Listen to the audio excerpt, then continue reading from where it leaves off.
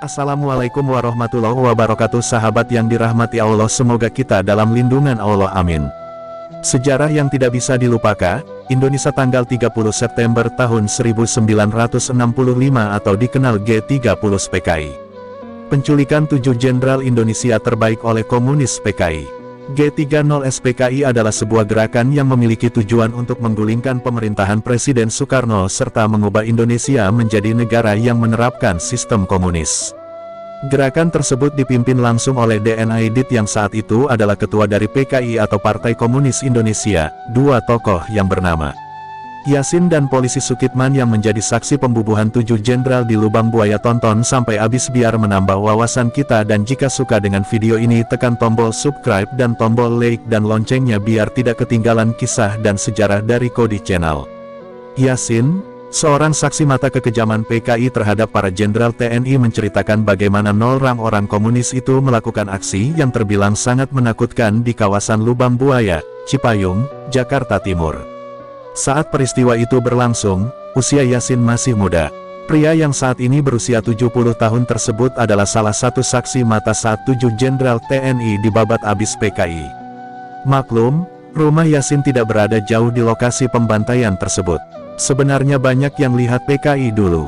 Menurut Yasin, saat peristiwa itu berlangsung, PKI mengalihkan perhatian warga sekitar yang katanya sudah terencana. Menurut dia, sebelum ada tragedi mengerikan itu, sedang berlangsung pagelaran kesenian dan layar tancap di Lubang Buaya.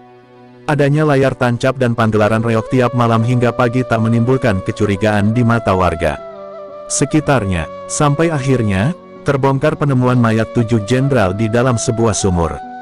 Nah, dari situ baru sadar kalau pas waktu saya sama warga di sini nonton layar tancap, disitulah KPK membantai 7 jenderal terbaik Indonesia. Itu di dalam tronton pasukan itu kemungkinan pada bawa mayat dan pahlawan. Soalnya ramai tuh tentara pakaian lengkap dan bawa senjata, kata dia.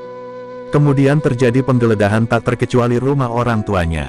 Militer menggeledah rumah-rumah untuk mencari tahu keterlibatan warga apakah bagian dari PKI atau bukan. Yasin ingat bahwa saat penggeledahan, banyak orang yang berlarian karena diduga simpatisan PKI. Dia juga makin takut saat tahu kalau militer menemukan banyak senjata di salah satu rumah temannya.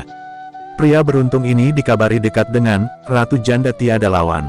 Dulu, dia, bajunya tentara juga.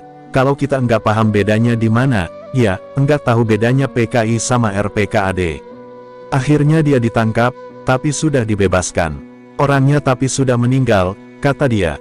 Yasin juga mengaku bahwa orang-orang ada yang bergabung PKI karena mendapat hasutan. Dulu tuh orang-orang hidupnya susah prihatin. Nah, yang kehasut PKI itu karena iming-imingnya kuat. Jadi kita dijanjikan hidup enak, kata Yasin.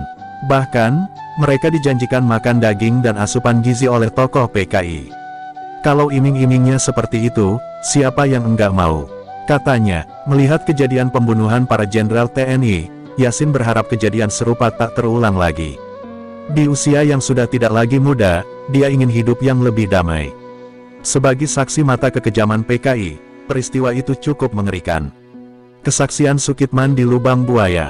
Kisah kekejaman PKI juga datang dari seorang polisi bernama Sukitman yang saat itu berusia 22 tahun. Mulanya, Sukitman mendengar suara tembakan kencang.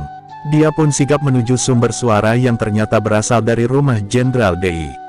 Panjaitan. Belum sempat tahu apa yang terjadi di situ, tiba-tiba Sukitman dikejutkan oleh teriakan tentara berseragam loreng dan berbaret merah yang berusaha mencegatnya.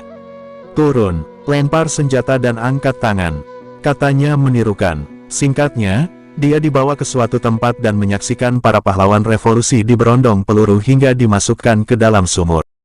Sumur itu kemudian ditutupi agar tidak terlacak oleh aparat dan Sukitman bisa melihat dengan jelas siapa yang terlibat pada peristiwa itu. Salah satunya adalah Letkol Untung. Semoga 7 jenderal itu mendapatkan tempat yang terbaik di sisi Allah, amin. Semoga bermanfaat, jangan pernah melupakan sejarah. Assalamualaikum warahmatullahi wabarakatuh.